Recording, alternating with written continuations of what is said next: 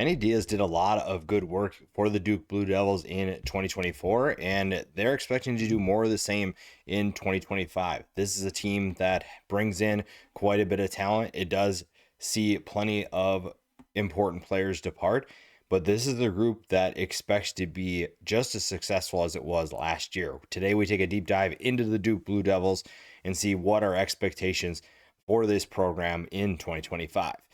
Manny Diaz, like I said, did a lot of good things for Duke last year. A 9-4 record, very impressive. This is a team that I don't think a lot of people expected to have success. And honestly, some of that had to do with Manny. You look at his time at Miami, people didn't really expect him to thrive at Duke because they thought that maybe the Miami situation was indicative of his abilities as a head coach. And now you're going into a tougher situation at Duke. But he found his team very successful, plenty of talent. He found ways for them to improve. And like I said, a 9-4 season is very impressive. And I think the staff he has coming back is in a good position to be successful again. The offense should be really fun to watch with the potential they have. The defense, I think, with Diaz back just as a defensive mind, Jonathan Packy is another guy who will help with that as the defensive coordinator. There's a talented group returning, and some of the best players in college football that we don't talk about enough are on this Duke defense. So that's going to be fun to discuss here today.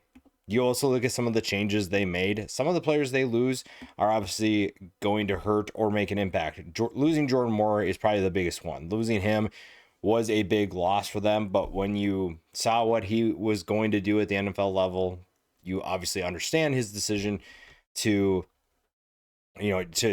go pro and move on from there.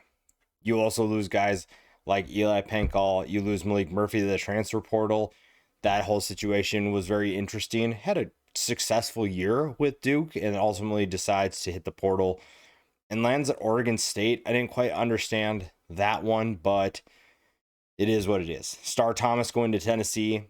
I think that this is a group that had plenty of ability at the running back position, and they still do. But losing Star Thomas kind of took away a good depth piece, if you will. Kendi Charles was a solid player for them as well.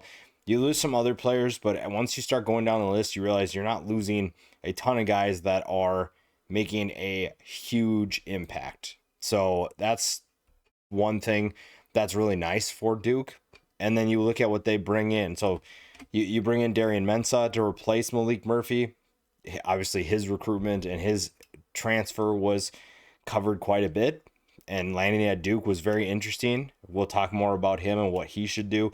Giving him weapons like Andrel Anthony, Cooper Barkate, I think those are two really good options for him downfield. The defensive side of the ball gets a couple of interesting players in Caleb Weaver and Jaden Francois.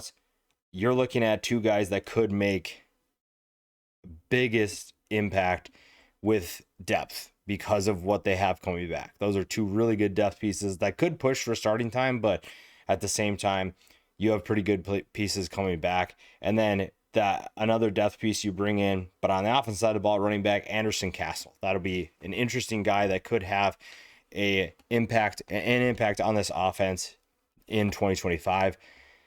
We'll see. This, like I said, this offense has plenty to sort out, but they also have plenty of talent returning. And we'll start with Darian Mensah. Darian Mensah comes in after a big year for Tulane, over 2,700 yards, 22 touchdowns to just 6 interceptions. He also ran for 132 yards and 1 score. A very big output for a freshman and for a guy that is new to the Tulane Green Wave offense. Found a way to be really successful. So it's not really surprising that he ultimately hits the portal and finds NIL money at another program.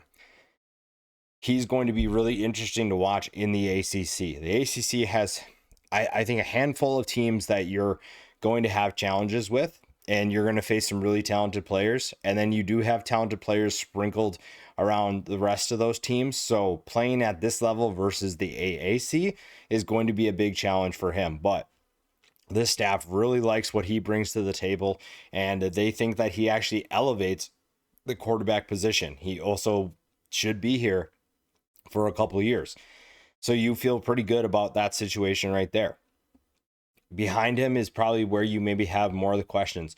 Henry Bellin IV is I don't know if I can call him a quality depth piece, but he's definitely a loyal piece to this offense, to this team. With what they went through the last couple of years, we've seen a number of quarterbacks shuffle through, and it's been really interesting to watch how they've worked through those situations. Last year they had Bellin, they had Malik Murphy, they had Grayson Loftus. They played multiple guys at that position, and Bellin probably doesn't give you the best chance to win, but he's familiar with this system. He's familiar with this program, and that's going to help Darian Mensah tremendously.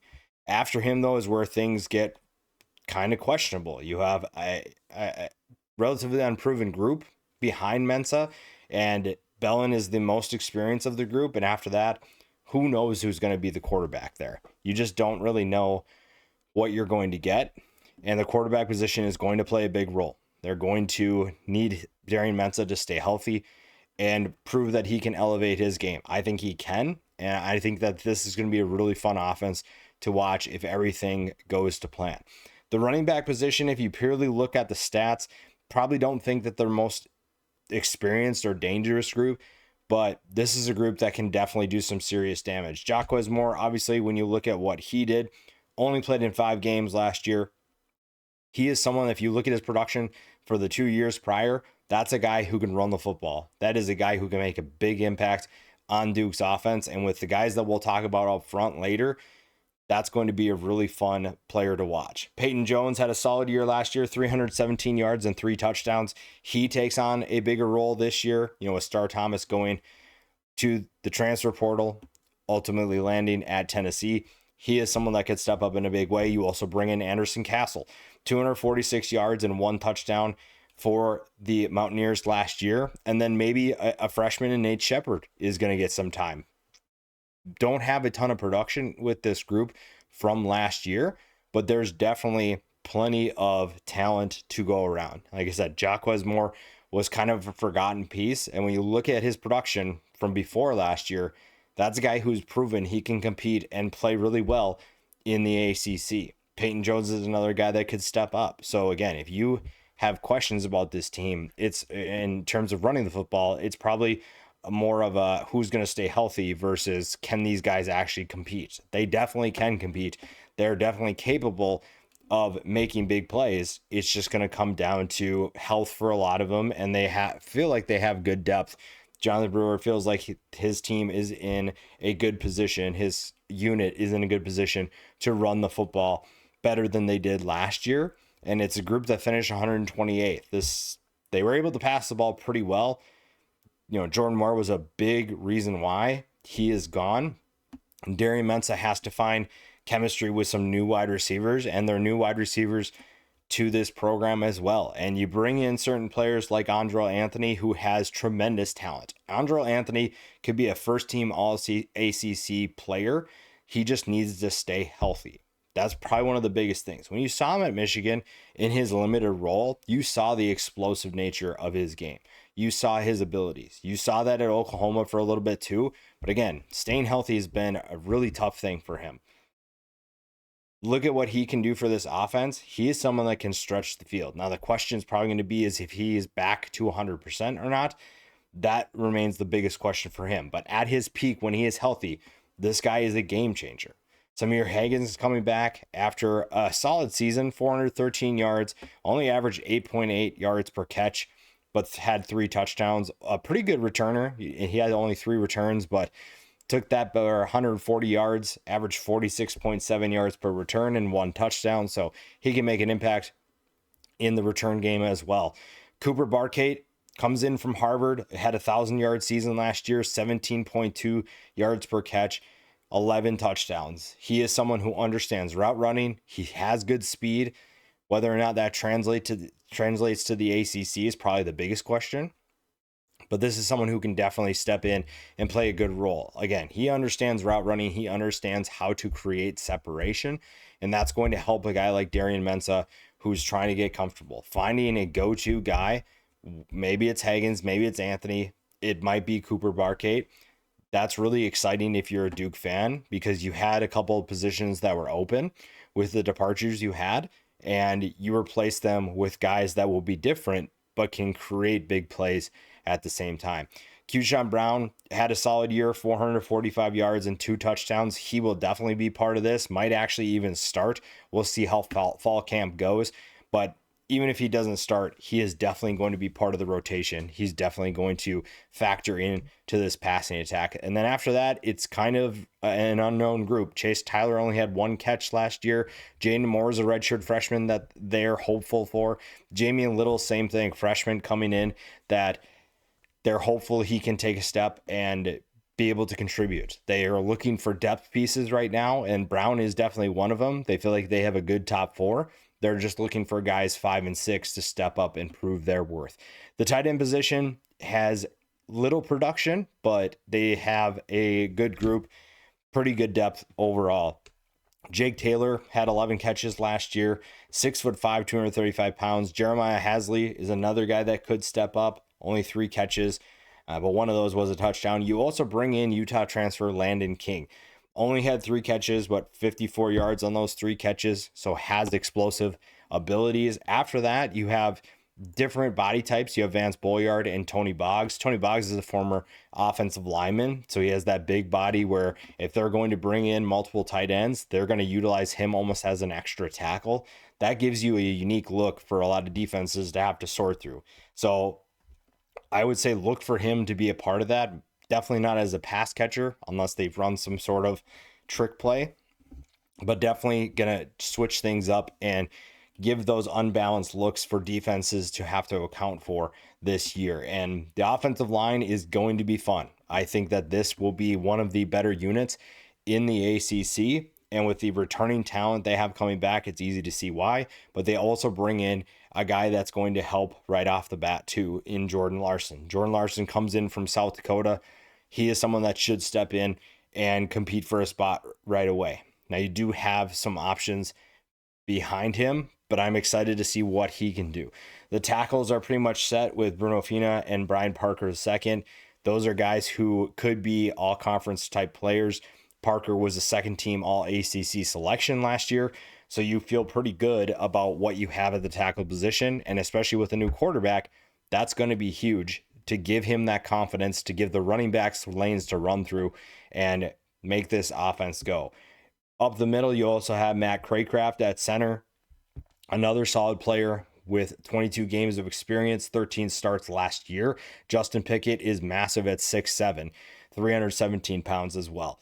You feel pretty good about this group. You're just looking for that other piece to step in. If Jordan Larson is that guy, great. The depth behind them doesn't have a ton of experience, but at the same time, they feel pretty good about where they're at. Bradley Smith can step in at the center position. Jack Small and Caleb Doors are 2 guys that at the tackle positions don't have a ton of experience, but they are ready for their opportunities. And they're also learning from experienced players in Fina and Parker. That something has to be said about that is it's obviously one thing to play on the field, but if you can get that knowledge of here's what I do in these situations, here's how this offense needs to run. If we're getting this look, this is how you block it. That intel is going to be helpful. It's just then going to come down to, are you talented enough to make those plays happen? But this is a good offensive line. This is going to be a fun group. And even with the turnover that the skill positions have, the offensive line should put this offense in successful positions. And even if they struggle a little bit, it's not going to be because of the offensive line. And this is a team that's going to have some really interesting battles in practice in the trenches. The offensive line is, like I said, very talented, very experienced, and should be a good unit. The defensive line, though, fits that description as well. And when you get guys like Wesley Williams, Vincent Anthony Jr., and Aaron Hall back, that is a good trio to have return. Obviously, you lose Kendi Charles, a second-team All-ACC selection, but you replace him with Josiah Green. So you feel pretty good about what you have coming back. You also feel pretty good about identifying talent in the transfer portal. Green comes from Dartmouth, 49 tackles last year, 9 tackles for loss, 3 sacks. Hall is an honorable mention All-ACC player from last year, 41 tackles, 8 tackles for loss, 3.5 sacks. So these two can be disruptive. They're going to try and be explosive off the snap, and they're going to try to make as many disruptive plays as possible. That's going to be easy for them because teams have to worry about Vincent Anthony Jr. and Wesley Williams. Williams is going to play on the edge opposite of Anthony, and they combined last year for 24 tackles for loss and 12.5 sacks.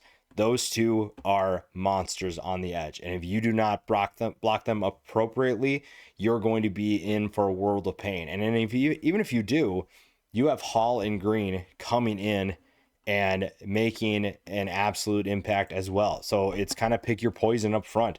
And like I said, when you are trying to put together good defenses, everything starts up front. And Duke feels like they have a good group to make that happen. The depth behind them, that's maybe where you have a few more questions, though all of these guys do have plenty of talent behind them that could step in and compete right off the bat. The edge, you're looking at Kobe Smith and Tyshawn Reed. Those two have some really exciting potential. Bryce Davis is a freshman that they think could be a contributor, could be a rotational piece. Even Kevin O'Connor could be in as well on the edge. On the interior, you maybe have a few more questions. Someone like David Anderson should be part of that rotation. 13 tackles for loss, 2 tackles for loss and 1 sack, 13 tackles overall. He is someone that could step up in a big way. Terry Simmons, you have plenty of options, but unproven options behind them. But overall, I think they feel pretty good about where their depth is at. And the front group, I guess the starting group, is going to be just fine. I don't have any concerns about what this defensive line is capable of doing. They're definitely going to make plays, and that's going to make things easy for the guys behind them at linebacker. It's also going to make the defensive backs' jobs a lot easier. If you are getting to the quarterback quickly, the defensive backs don't have to cover for long.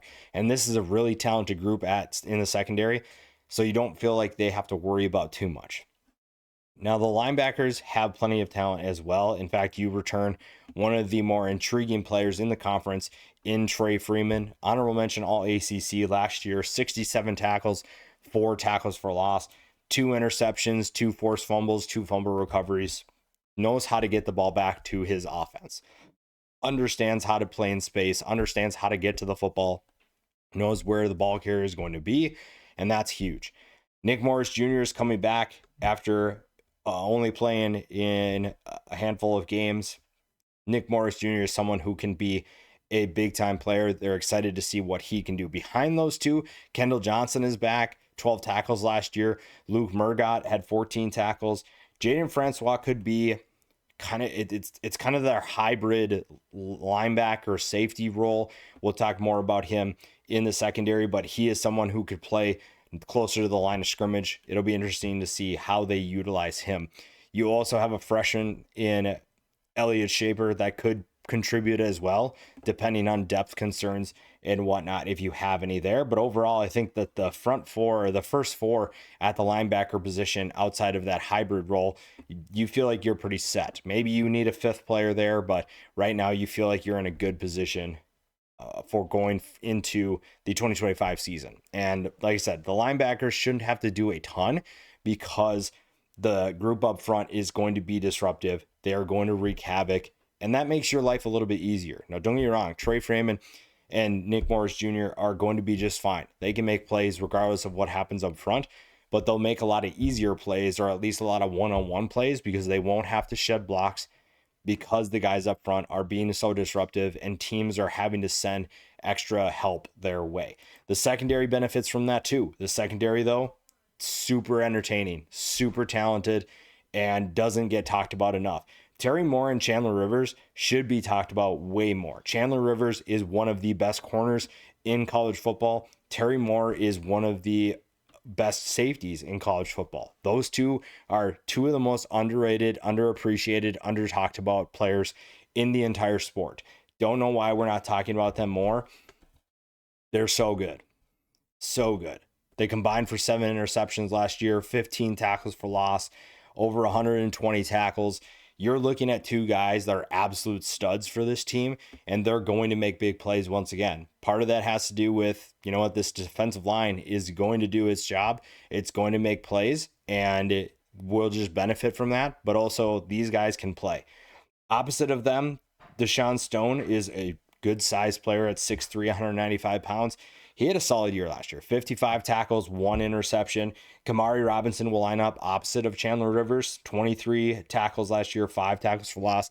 Teams probably will test him a little bit more, but that's a good opportunity for him. That's the opportunity to showcase that, hey, I could be just as dangerous as Chandler Rivers. And then we talked about Jaden Francois before, someone who is going to come in from Utah State, play that hybrid role, the nickel role. I don't know what they actually are going to call it, safety, linebacker, hybrid role, but he is someone to keep an eye on there. The depth actually, I think, is pretty exciting for this team. You bring in Caleb Weaver, a guy who can push for starting time. Don't know how he's going to do it with the two guys in front of him, but he is someone that could maybe play that hybrid role as well. So keep an eye out for him. Travis Bates is someone they're excited about to step up into a larger capacity.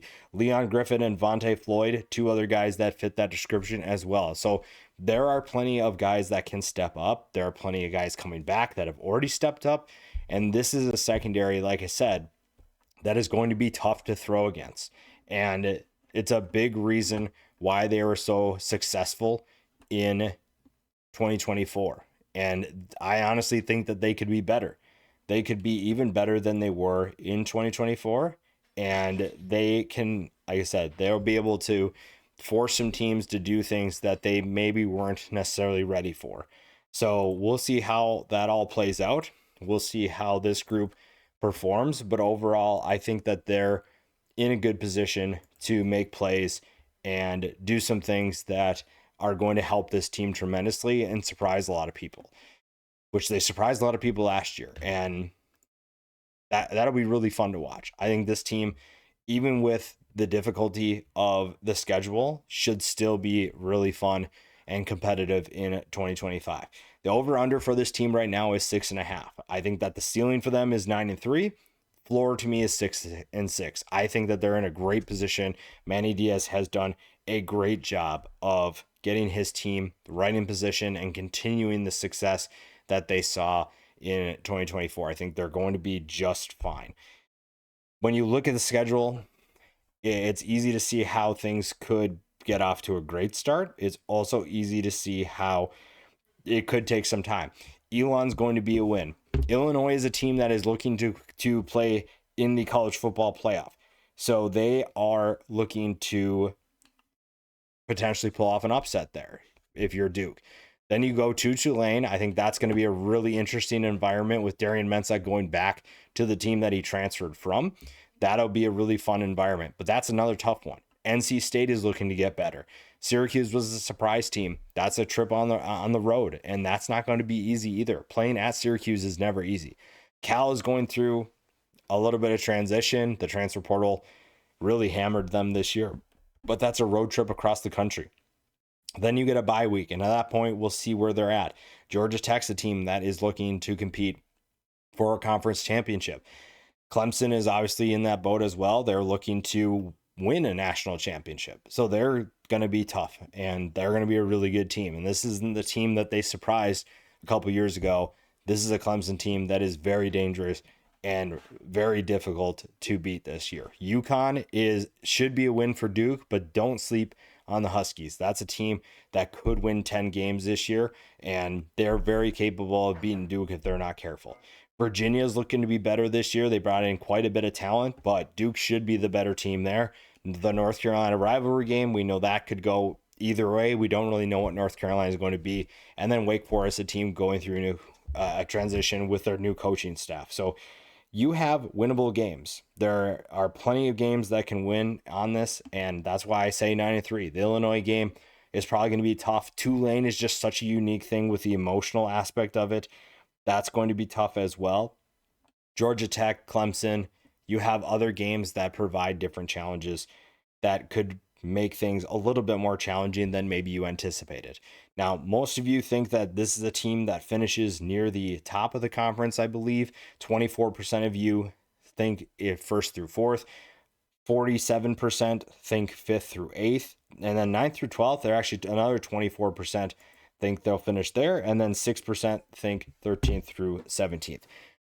So it's kind of all up in the air, but probably that fifth through eighth range. Honestly, that makes a lot of sense to me. I think that that's a realistic outlook for this team, but I can see how they could exceed expectations.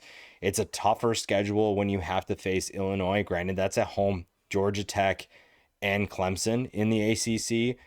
So I think that you're looking at a team that's going to have to prove their worth. They'll have to improve offensively for sure.